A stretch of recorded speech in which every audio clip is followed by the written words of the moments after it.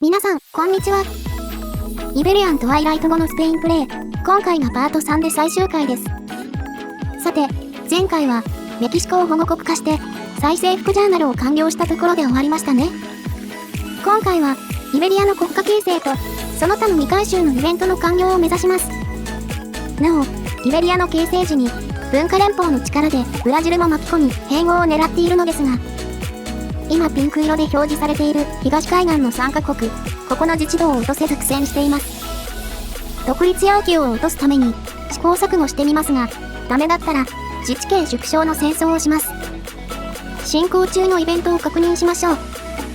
モロッコ征服ジャーナルは、あと6年以内にミスサハラを獲得する必要があります。イベリア連合ジャーナルは、ポルトガル側の法改正待ちですが、あと6か、ほとんど進捗ないですね。無理っぽいから、戦争での併合ルートを検討します。そして、サグラダ・ファミリアは、第1フェーズの建設中です。モニュメント関連は、この後に、アトーチャ駅とペーナ宮殿とキリスト像が控えてます。この後アクティブになるイベントも確認しましょう。改良肥料の研究完了で、再生ジャーナルが開始しますね。そして、現地語の地位ジャーナルには、教育レベルが4必要。次の2つは生態変更イベントか、これはやらなくていいね。状況確認が終わったので、設定の見直しです。まず、あと一押しで自治度を落とせるパウリスタニアを懐柔するための建設を追加します。とりあえず時間を進めながら、続きの設定をしましょうか。児童労働の制限、可決しました。教育のレベルを4に上げます。これで、現地語の地位ジャーナルがアンロックしますね。そして、改良肥料がアンロック。これで、またジャーナルが開始しますね。はい、スペイン中盤のメインイベント、再生ジャーナルの開始です。ざっくり説明すると、20年以内に、6つの改革のサブタスクを全て完了すれば成功です。ちなみに、アクション可能の表示がありますが、これは、帳簿の改ざんや嘘の報告で、終わったことにする、あれなやつです。虚偽報告は、報酬が目減りするので、やりませんよ。よし、最初から条件を満たしていたようで、早速1件完了です。では、残りの条件を確認しましょう。農地改革は、生活水準15以上と正当性75以上ね。これは自然に達成しそうだから放棄します。農業は、まず、脱穀機の研究を終わらせて、それから、穀物畑の製法を変更する必要があるね。工業は、何かの鉱物資源の主要生産国になればいいのね。これも GDP1 位を目指していれば自然に達成できそうだから放棄します。産業は企業が2つ同時に好調になれば OK ですね。そのうち条件達成するだろうから放棄します。最後の鉄道はスペイン本土の12州すべてにレベル3以上の鉄道を建設です。ひとまず発動機の増産と合わせて不足分を建設予約に突っ込んでおきます。まあ他にも作りたいものがあるので優先度は中くらいでちまちま建設します。よし、設備投資の会があってパウリスタニアを傀儡国に落とせました。これで保護国は残り3つです。よし、教育のレベルが4に到達しました。現地語ジャーナルと思ったら先に工業改革が達成です。選択した資源の生産量にバフが入る報酬ですね。レア度で選ぶならここは鉛ですね。はい、地方言語ジャーナルも開始しました。方言を弾圧するか、それとも公用語として認めるかの選択ですね。公用語に追加する方にしてみます。はい、ボタンがいっぱいあるジャーナルが始まりました。このジャーナル、達成は割と簡単です。指定州に施設を建設して、布告を入れれば OK です。達成条件も2択なので、楽な方でいきましょう。まずは、布告分の権力を確保するために、一番収入の低い消費税を排除します。カタルーニャから行きます。製造業の布告を入れます。大学をレベル3に拡張して達成させましょう。よし、サグラダ・ファミリアの1期目の工事が完了しました。そうそう、現地語ジャーナルですが、別に一つずつ進める縛りはないです。今のところ黒字だし、もう一つ消費税を外して、2つ同時に進めますね。アラゴンにも、製造業の布告を入れます。おっと、施設の条件はすでに達成していました。アラゴンの布告を外して、次はガリシアに資源産業の布告を入れます。ガリシアも条件達成済みでした。では、次、ガリシアの布告を外して、バスクに製造業の布告です。港と重工業のレベルが足りていないので、拡張します。では、建設が終わるのを待ちましょう。モロッコとの停戦期間がそろそろ終わりますね。よし、モロッコ征服も再開可能になりました。そして、カタルーニャの大学建設も終わりました。布告をレオンに張り替えます。レオンも条件を達成済みでした。さて、残りはバスクの建設ですが、時間がかかるので、先にモロッコを進めましょう。では、西サハラの州の返還請求で宣戦布告します。この辺りは、英仏の両国も狙ってくるところなので、ナルハヤで確保する必要があります。まあ、確保したら、英仏の態度が悪化して交戦国になる可能性も増えるんですけどね。列強上位からの交戦国認定は避けられないので、この辺りから、しっかり軍拡が必要です。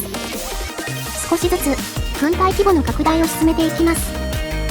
よし、再生ジャーナルが、なんか1個終わりました。法の制定も再開しましょう。女性の財産権に挑戦します。戦闘開始です。内モロッコの返還も追加要求しました。もちろん余裕で勝利です。もう列強にいいですもんね。よし、少し間が空いたので、心配してましたが、モロッコ征服イベント、続きが出てきました。追加の請求権を獲得です。停戦期間終了後に再開しましょう。弊社建築の割り込みで、時間がかかりましたが、やっと、バスクの建設が終わりましたね。現地語の地位ジャーナル、完了しました。そして、人権の研究が完了。また色々アンロックされましたね。研究の進捗を確認します。鉄骨建築物で、ガラスの需要が増えるので、プラスチックを予約しておきます。軍隊の規模拡大も継続中。対イギリス想定だと、この倍は欲しいですね。地道に増やします。さて、内陸だから後回しにしていた、パラグアイ。文化の拡散の時間もあるので、祖母国化します。そして、次は、バイヤーの自治権を落とせないか、建設で投資してみます。おっと、モロッコの分離運動です。さっき、ここに兵舎を作ったのが良くなかったね。はい、パラグアイの保護国化は無事完了です。列強各国は、中華の利権で争っていますね。関わらないようにします。鉄骨建築物がアンロック。でも、建設局のアップグレードは、プラスチックが終わるまで保留します。はい、アトーチャ駅のモニュメント建設がアンロックされましたね。よし、女性の財産権、可決しました。次は、言論の保護にします。おっと、社会主義イベントですね。イベントで賃金助成が即時制定されました。言論の保護も、ストレート可決です。次は累進課税です。これが通れば、予算の心配はもうなくなりますね。よし、脱穀機がアンロックしました。農業改革の条件を達成するために、早速、穀物畑で脱穀機の利用を開始します。これであと2年経てば、このジャーナルも達成です。よし、また、一つ改革を達成しました。もうすぐプラスチックの研究完了なのですが、緊急で研究優先度を変えます。先行研究ペナルティがありますが、悪名生成の減衰効果のある多国籍同盟を最優先にします。急な変更の理由はこの後説明します。その前に、自治度が落ちない3国に対して、ロビーに資金を提供して札束で殴ってみましょう。はい、こちらが予定変更の原因です。ポルトガルが大国にランクアップしてしまい、保護国化の要求ができなくなりました。一度、州の征服で弱体化させた後に、保護国化する余計な作業が増えてしまい、想定していた悪名の計算が崩れたための緊急措置です。そして、保護国化の要求なら、関係が親愛のままでも大丈夫だったのですが、関係を中立まで下げなくてはいけないので、まずは防衛協定を終了させます。関係の悪化も開始します。メキシコより先にポルトガルを保護国化すべきだったか。まあ、過ぎたことは仕方ないです。鉄道の建設で再生ジャーナルを完了させましょう。はい、累進課税が可決です。さて、現在は義務教育の制定を開始しています。仕込みは済んだので、再生ジャーナルの完了とポルトガルとの関係悪化を待っています。農業改革が完了。そして、最後の鉄道改革の完了で、実績再生を達成しました。レッセフェールに、投資効率アップのバフが入ります。はい、内政のジャーナル2件が片付いて、イベリア形成は、まだポルトガル戦の仕込み中。という状況なので、次はモロッコ征服が有力かな。よし、アトーチャーキ、完成しました。そして、義務教育が可決しました。多文化主義が制定可能になっています。成功率は低いですが、分離運動の沈静化のためにトライします。おや、スエズ運河購入イベントですね。お金はあるので、買っちゃいました。そして、サグラダ・ファミリアの2期目の工事も完了。よし、これで悪行 25% カットです。冷戦期間はすでに終わっていましたが、多国籍同盟の研究を待っていました。では、モロッコ征服を進めます。もちろん瞬殺です。これはどれが正解だ？わからないので、真ん中にします。しばらく待てば、また続きがあるのかな？よし、プラスチックがアンロックです。ガラスが増えて、建設速度が上げられますね。はい、ブラジル併合を期待している視聴者の皆様、長らくお待たせいたしました。ここからは、イベリア形成にフルコミットします。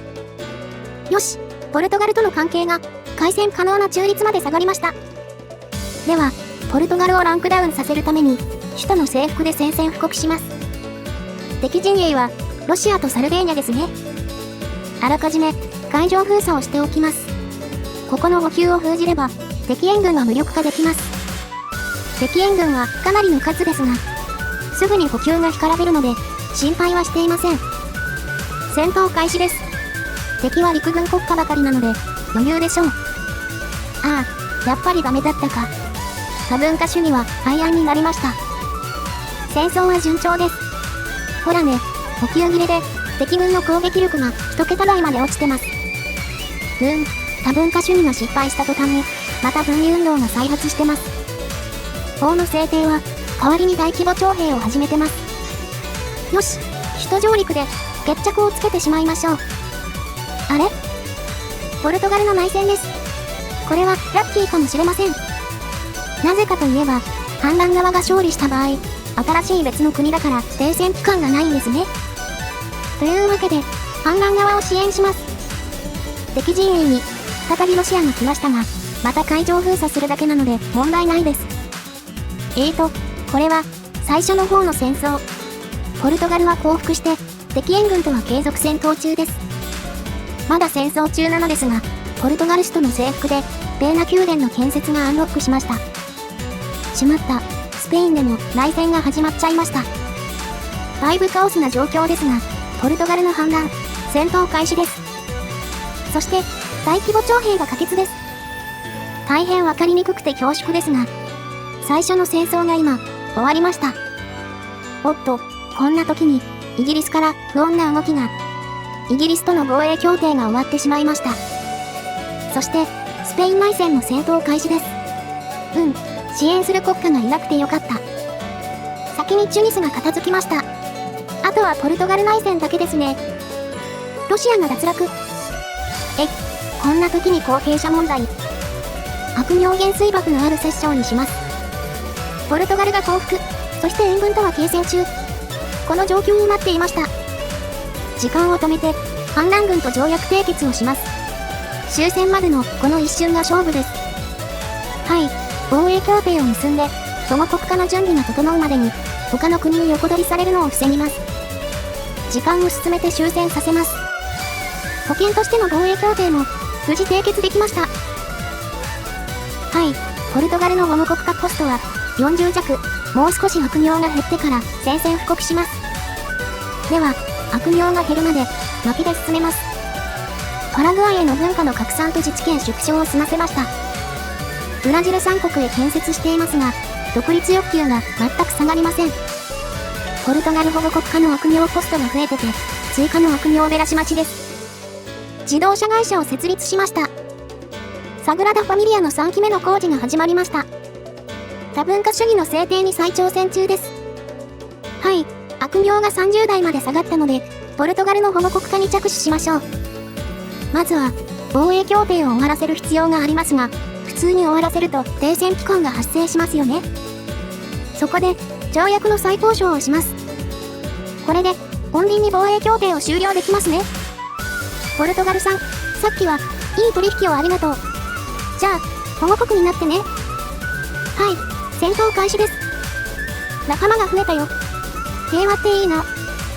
ポルトガルの独立要求はちょうど真ん中ですね。お近づきの印に、首都をプレゼントするよ。なぜか独立欲求が下がったから、外来国にするね。よし、ポルトガル側の作業は完了。あとはブラジルだけです。さて、自治権縮小戦争の確認をしているのですが、ブラジルと赤道連合にイギリスが参戦してきます。いや、勝てるよ。勝てるんだけど、今じゃないんだよな。ここで対イギリス戦で数年ロスするのはちょっと勘弁してほしいので、卑劣な方法でイギリスをはめます。仕方ないんです。だって介入してくるから。イギリスを罠にはめる条件が揃うのを待つ間に、先に介入予定のないバイヤーを倒します。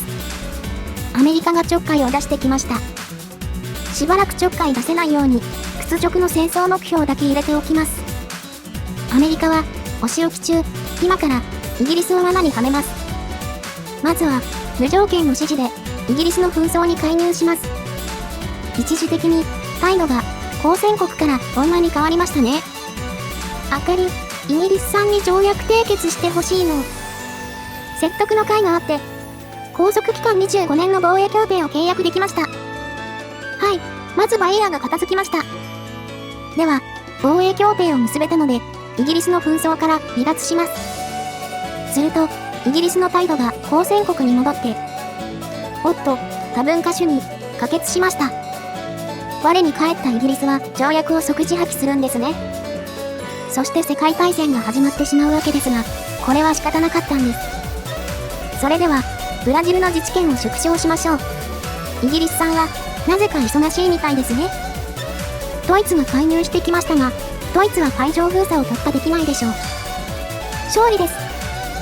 最後の赤道連合ですが、州の譲渡で独立欲求を下げてしまいます。この後スペインに併合されるとも知らずに、独立欲求を下げて喜んでいますね。このくらいで十分ですね。では、最後の国家の自治権を縮小します。はい、すべての準備が完了しました。そうそう、イベリア形成前に、州の譲渡で分割州を整理しておきます。アマゾン州が分割州だと、開拓ジャーナルが進みませんからね。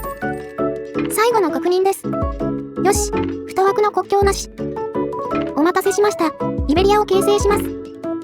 よし、期待通りブラジルを巻き込めました。国境もいい感じですね。であれ？パラグアイが残ってる。自治度は傀儡国だし。文化の拡散もちゃんとやってあるよ。あ、スペインじゃなくてバスクの文化がついてる。地方言語ジャーナルのせいですね。文化の拡散が終わる前にあのジャーナルは進めちゃダメなんだね。さて、当初の目的は達成したので、ここで一旦動画を締めます。ただ、あと25年あるのと、せっかく作ったイベリアを使ってみたいので、次回、番外編で、この後のイベリアをプレイします。では、今回は終了です。また見てくださいね。